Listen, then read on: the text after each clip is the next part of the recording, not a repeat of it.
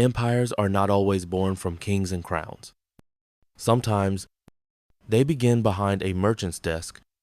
In an age where global companies stretch across continents and exert influence over billions, it is difficult to imagine a single corporation ruling not just commerce, but people, cities, armies, and entire civilizations. And yet, over 2 centuries ago, there existed such an entity. It printed its own currency, commanded the largest private military on Earth, and dictated the fate of over 1/5 of the world's population. It was not a country. It was not a government. It was the East India Company. From a modest office on Leadenhall Street in London, it grew into a monster of trade and conquest, shaping the course of Asian history and ultimately redrawing the very borders of modern empires. But how did a private business come to control the jewel of the British Empire, and what does its rise and fall reveal about the true nature of power, profit, and the price of empire? The year was 1600. England was still a small player on the world stage. Spain and Portugal dominated the oceans, their galleons ferrying gold and silver from the New World and spices from the East. But London's merchants saw something else, something bigger than silver mines or sugar plantations. They saw the East, India, China, the Spice Islands, places where pepper was worth its weight in gold, where tea was drunk not for comfort, but as a symbol of status and power. That year, a group of these merchants, wealthy, connected, ambitious, petitioned Queen Elizabeth I. They wanted a charter to trade with the East Indies. In return, they offered loyalty and a generous share of profits. The Queen agreed. Thus was born the Governor and Company of Merchants of London trading into the East Indies, what would soon be known simply as the East India Company. Its first voyages were tentativa, its first fleets modest, but it had one powerful advantage: structure. Unlike earlier explorers and pirates, the company was a joint stock enterprise. Investors could buy shares, profits were distributed proportionally. Risk was minimized. The model was revolutionary, the birth of the modern corporation. But dreams of Eastern riches would not be easy to realize. By the time the company's ships reached Asia, the Dutch and the Portuguese were already entrenched. Ports were guarded, routes were spoken for, competition was fierce and bloody. The English, however, adapted. By the 1610s, the company secured its first trading rights along India's coast. Gifts from local rulers, negotiated with bribes, charm, and subtle threats. Then, in 1639, came a turning point. The company acquired a piece of land on India's southeastern coast. There, it founded Madras's first permanent settlement in the subcontinent. 2 decades later, a royal marriage between England and Portugal delivered another prize, Bombay. By the 1670s, the company controlled several trading ports and had begun exporting silk, cotton, spices, and most lucrative light tea. But its ambitions didn't stop at trade. It wanted more: land, power, and eventually, sovereignty. The East India Company's transformation from a merchant venture to a military power did not happen overnight. It was forged in fire, tested in battle, and ultimately born out of opportunity. In the mid-1700s, the Indian subcontinent was a mosaic of decaying empires and rival kingdoms. The once mighty Mughal Empire was in slow decline. Regional powers like the Marathas, Mysore, and various princely states jockeyed for position. Into this fragile balance stepped a new player, not a prince, not a general, but a young English clerk, Robert Clive. Clive arrived in India in the 1740s, barely 20 years old, a man with no military training, only a restless ambition. But in the chaos of southern India, where Britain and France were now fighting proxy wars for dominance, Clive discovered his talent for warfare.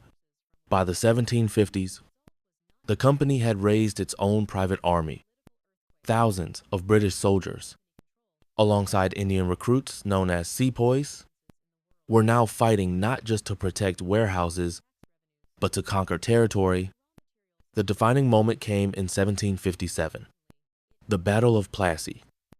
Clive, commanding just over 3,000 troops, faced off against Siraj-ud-Dowlah, the Nawab of Bengal, whose army numbered over 50. It should have been a massacre, but Clive had two decisive advantages. First, modern artillery and muskets. Second, a network of bribes and betrayal that crippled the Nawab's forces from within. The result was not just a battlefield victory. It was a political earthquake. With Bengal under company control, the East India Company had seized one of the richest provinces in the world. Overnight, it gained access to tax revenues, trade routes, and raw materials on an imperial scale. More importantly, it now governed territory, not just warehouses. It had crossed the Rubicon.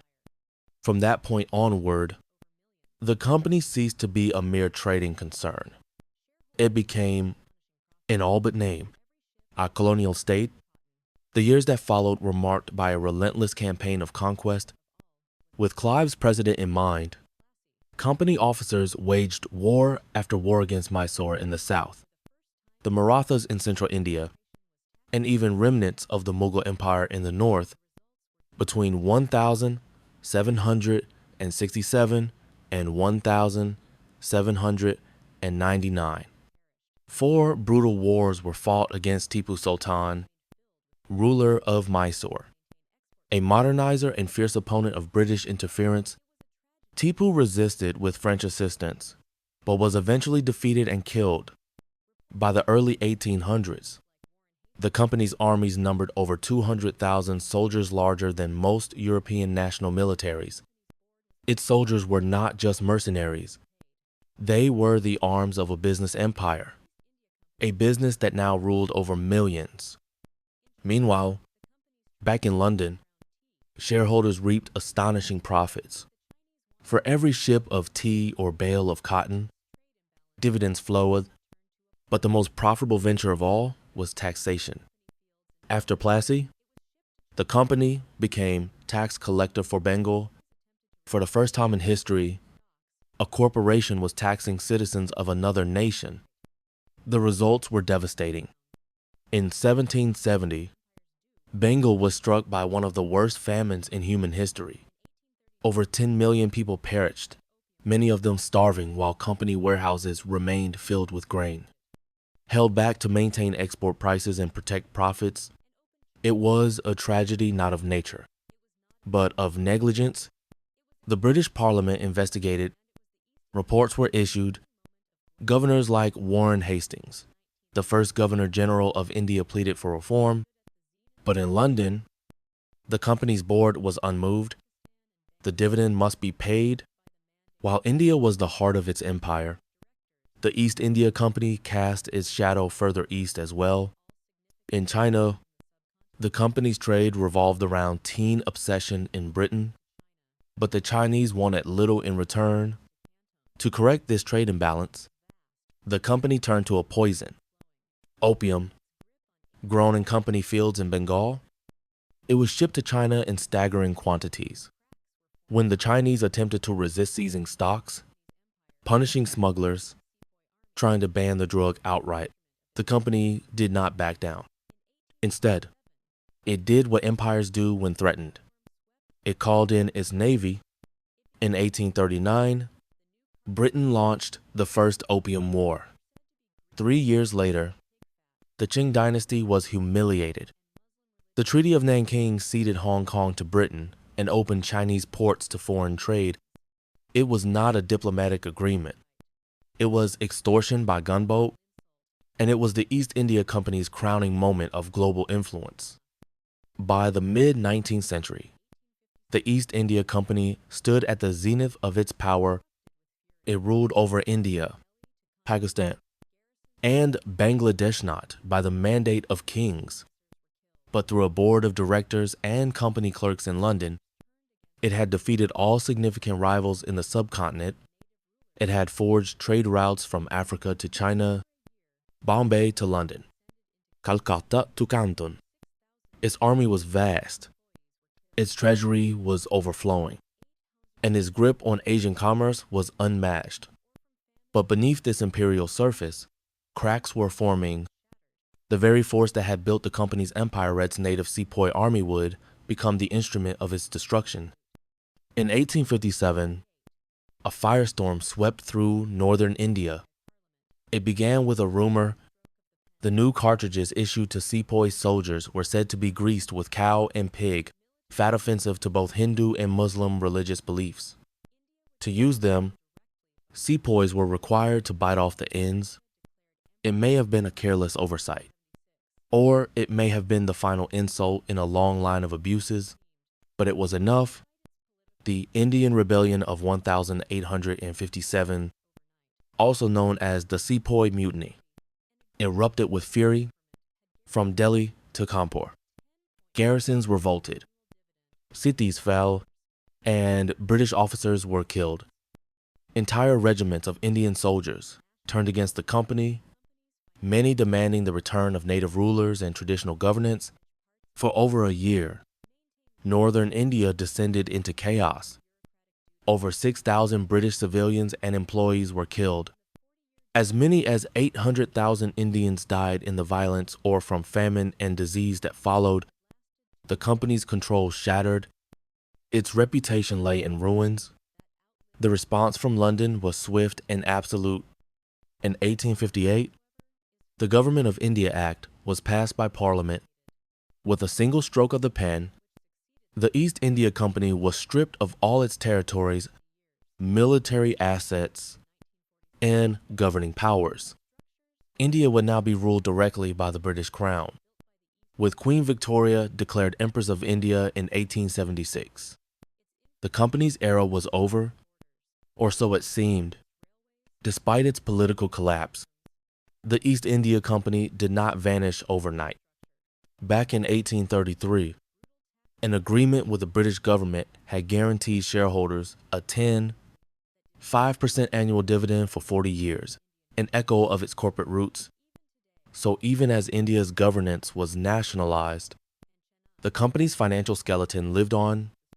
It continued to manage parts of the tea trade, maintain legal obligations, and fulfill bureaucratic duties. Only in 1873, when the 40-year dividend period expired, was the company finally formally dissolved. It had lasted 273 years. A private business that outlived kings, queens, and entire dynasties. Its legacy, however, is far more enduring and more complicated. The British Raj, which succeeded the company, would govern India for another 70 years, until independence in 1947, but the structures, bureaucracy, and military systems built by the East India Company formed the foundation of this empire. Its influence extended far beyond borders. It introduced railways, Western legal systems, English education, and commercial infrastructure. But it also imposed brutal taxes, facilitated famines, and enforced a cultural hierarchy that devalued and dismantled centuries of Indian traditions. Even today, in cities like Kolkata, Mumbai, and Chennai, one can still trace the street plans, colonial buildings, and institutions seated during the company's reign. It was a corporate ghost etched into the skin of an ancient land. And so, the East India Company vanished. Its name faded from documents, its offices emptied, its soldiers reassigned, but the world it created never truly disappeared. Across India, the scars it left economic, cultural, and political continue to shape history for generations.